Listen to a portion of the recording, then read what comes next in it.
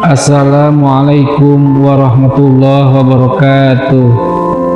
Syukur alhamdulillah kita masih diberikan begitu banyak kenikmatan sehingga kita bisa bertemu kembali di channel ini.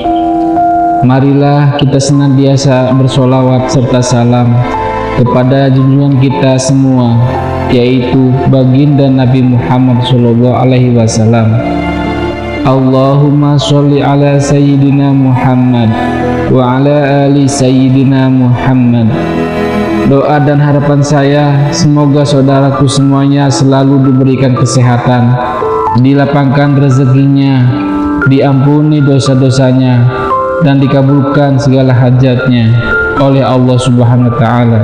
Amin ya rabbal alamin.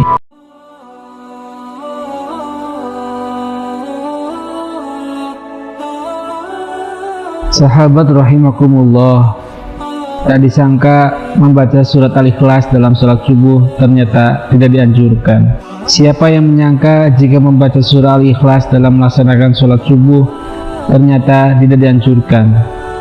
Mungkin Anda tidak menyangka jika membaca surat Al-Ikhlas ternyata tidak dianjurkan, atau bahkan baru mengetahuinya.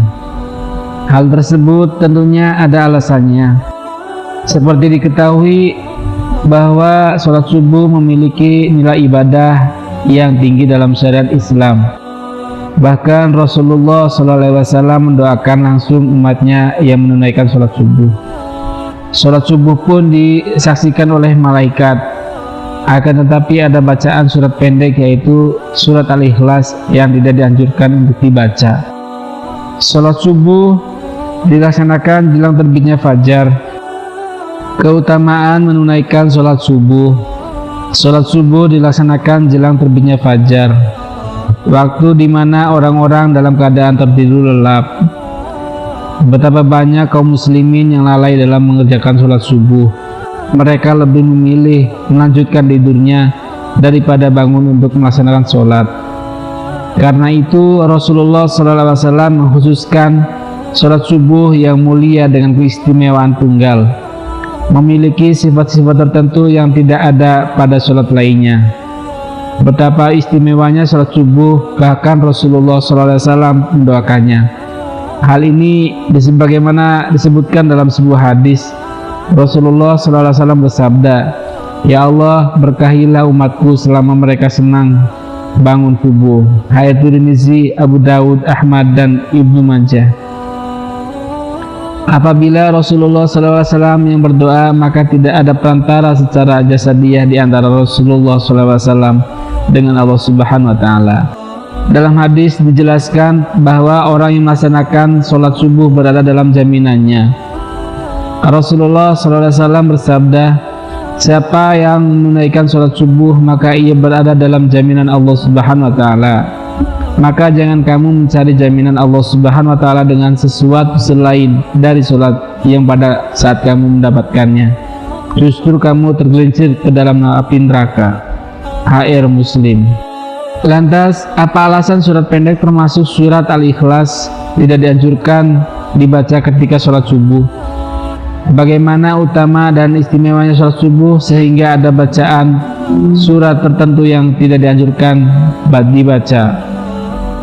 Dalam Al-Quran, surat Al-Isra ayat 78 menjelaskan bahwa malaikat menyaksikan langsung orang yang menunaikan ibadah sholat subuh.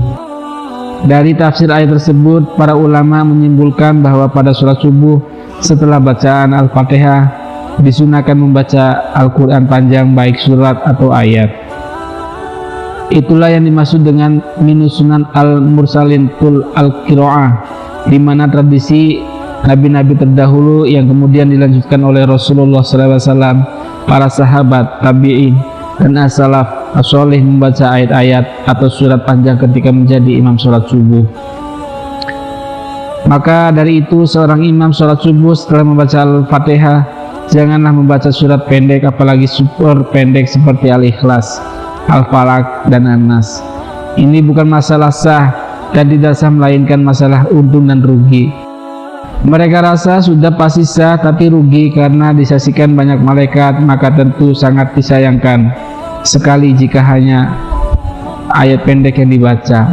Apabila semakin banyak huruf-huruf Al-Quran yang dibaca dalam melaksanakan sholat subuh, maka malaikat akan menambah catatan amal kebaikan kita untuk disampaikan Allah Subhanahu wa Ta'ala melalui malaikat. Semoga bermanfaat. Wabillahi taufiq wal hidayah. Wassalamualaikum warahmatullahi wabarakatuh.